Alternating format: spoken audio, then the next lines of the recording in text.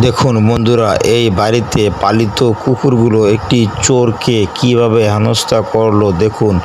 কুকুর ও মালিকের খাবার খেয়ে সে খাবার কখনো ভোলে না।